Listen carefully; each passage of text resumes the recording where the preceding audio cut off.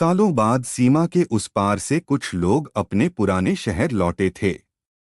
उनके चेहरों पर अजीब सा खिंचाव था, जैसे कोई आदमी अपने बचपन के सपनों को फिर से छू लेना चाहता हो। शहर वही था, गलियां वही थीं, लेकिन सब कुछ बदल चुका था। पुरानी हवेलियों की जगह नई इमारतें खड़ी थीं, दुकानों के नाम बदल गए थे, और जिन चौखटों पर कभी हंसी गूंजती थी वहां अब सन्नाटा पसरा था। उन लोगों में एक बूढ़ा आदमी भी था, अब्दुल करीम। करीम की उम्र 70 के आसपास रही होगी।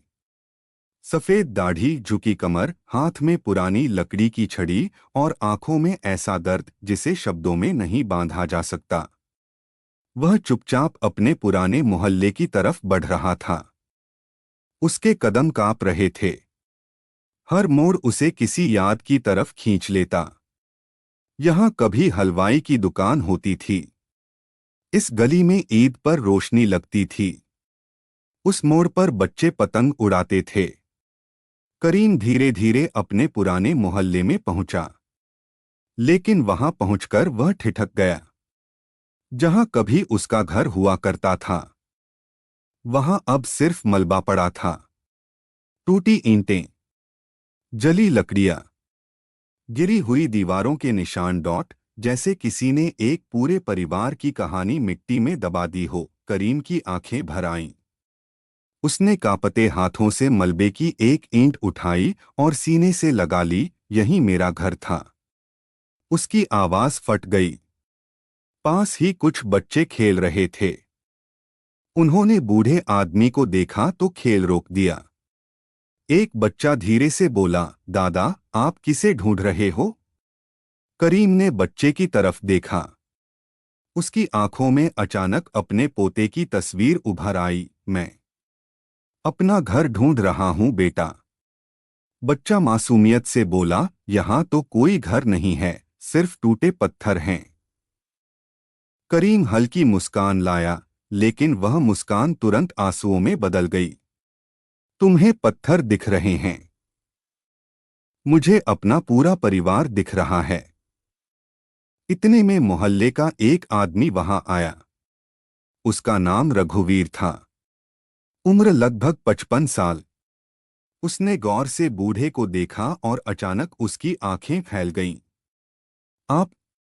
करीम चाचा? करीम ने सिर उठाया।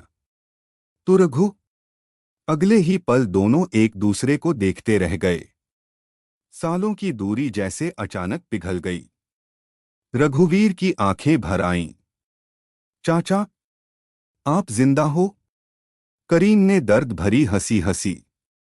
हाँ बेटा, जिंदा तो हूं, लेकिन जिनके लिए जीता था वो नहीं रहे।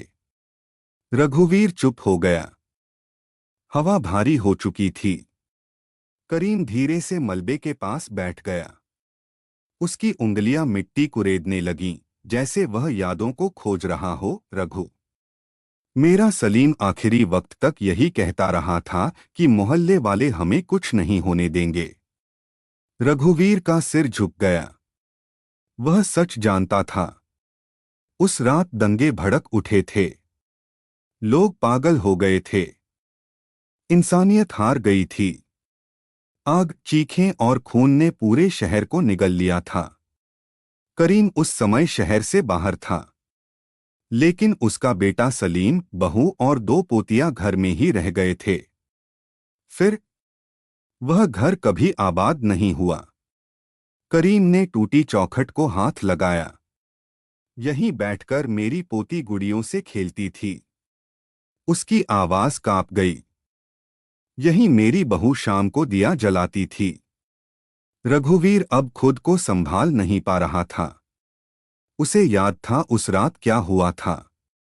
भीड़ आई थी, नारे लगे थे, दरवाजे तोड़े गए थे, और मोहल्ले के लोग डर के कारण अपने अपने घरों में छिप गए थे। कोई बाहर नहीं निकला। रघुवीर की आंखों से आंसू बह निकले।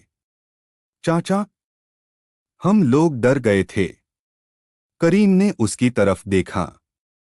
उस नजर में शिकायत कम थी, थकान ज्यादा। डर इंसान से बहुत कुछ छीन लेता है बेटा। कुछ देर दोनों चुप बैठे रहे। सूरज ढलने लगा था। तभी एक भारी आवाज पीछे से आई, कौन है वहां?